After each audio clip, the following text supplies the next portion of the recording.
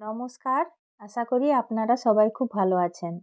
Cooking and my village চ্যানেলে একটি নতুন পর্বে আপনাদের সবাইকে স্বাগত জানাই।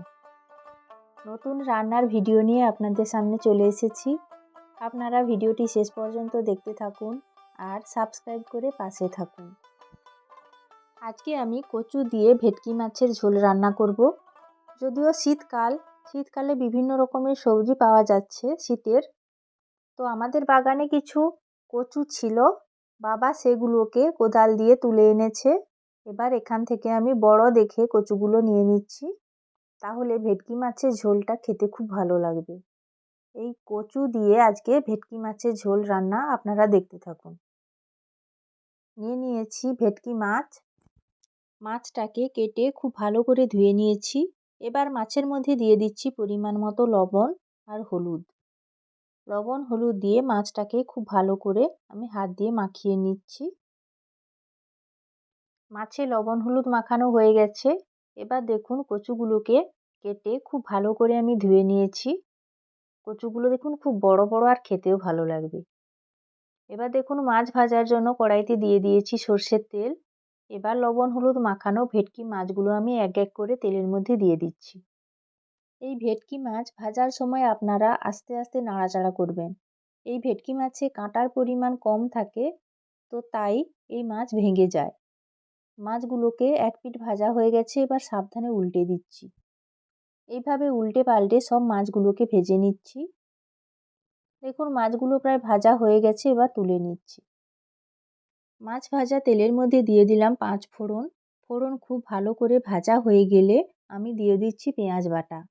এবার দিয়ে দিচ্ছি কিছুটা আদা বাটা, দিচ্ছি কয়েকটা কাঁচা লঙ্কা চেরা, দিয়ে দিয়েছি হলুদ গুঁড়ো, দিচ্ছি কিছুটা লবণ পরিমাণ মতো, আর দিয়ে দিচ্ছি লঙ্কার গুঁড়ো। এবার নাড়াচাড়া করে সব মশলাগুলোকে খুব ভালো করে কষিয়ে নিচ্ছি। এই রান্নাতে আপনারা যদি বেশি ঝাল খান তাহলে আরও বেশি পরিমাণে কাঁচা লঙ্কা ব্যবহার করতে পারেন। মশলা খুব ভালোভাবে কষানো হয়ে গেছে, মশলা থেকে তেল ছেড়ে গেছে। এবার দিয়ে দিচ্ছি কেটে রাখা কচু। কচুগুলোকেও মশলার সঙ্গে কিছুটা আমি কষিয়ে নেব। দেখুন কচুগুলোকে নাড়াচাড়া করে খুব ভালো করে কচুগুলোকে মশলার সঙ্গে কষিয়ে নিচ্ছি। খুব ভালো একটা গন্ধ বেরিয়েছে আর কচুও খুব ভালো করে কষানো হয়ে গেছে। এবার আমি কিছুটা সর্ষে বাটা জলে গুলে রেখেছিলাম, সেই সর্ষে বাটা গোলা জলটা আমি দিয়ে দিলাম। কচু সেদ্ধ হওয়ার জন্য আরও কিছুটা জল দিতে হবে, তাই আমি আরও কিছুটা পরিমাণ মতো জল আমি ঝোলের মধ্যে দিয়ে দিলাম। এবার খুন্তি দিয়ে কচুগুলোকে খুব ভালো করে নাড়াচাড়া করে দিলাম। ঝোল ফুটতে শুরু করেছে। এবার কচু সেদ্ধ হওয়ার জন্য একটা ঢাকনা লাগিয়ে দিলাম। দেখুন 10 মিনিট পর ফিরে চলে এসেছি, ঢাকনা খুলে নিয়েছি। এবার ঝোল খুব ভালোভাবে ফুটে গেছে আর কচুও কিছুটা সেদ্ধ হয়ে গেছে। আবারও নাড়াচাড়া করে এবার ভেজে রাখা ভেটকি মাছগুলো ঝোলের মধ্যে দিয়ে দিচ্ছি। মাছ দেওয়ার পর ঝোলটাকে আমি 5-7 মিনিটের জন্য ফুটিয়ে নেব। আপনারা কারা কারা কচু বা ভেটকি মাছ খেতে পছন্দ করেন কমেন্ট করে জানাবেন।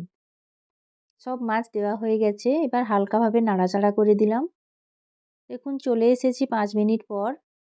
ঝোল খুব ভালোভাবে ফুটে গেছে আর কচুও খুব সুন্দর সেদ্ধ হয়ে গেছে। এইভাবে আপনারা সর্ষে বাটা দিয়ে কচু আর ভেটকি মাছের ঝোল রান্না করে খাবেন, খেতে কিন্তু দারুণ লাগে। ভেটকি মাছের ঝোল রান্না হয়ে গেছে, এবার ওপর থেকে কিছুটা ধনেপাতা কুচি ছড়িয়ে আমি ঝোলটা ঢেলে নেব। তো তৈরি হয়ে গেছে কচু দিয়ে ভেটকি মাছের ঝোল। এইভাবে নতুন নতুন রান্নার ভিডিও দেখতে হলে আপনারা আমার পাশে থাকুন আর লাইক শেয়ার এবং কমেন্ট করতেও ভুলবেন না যেন।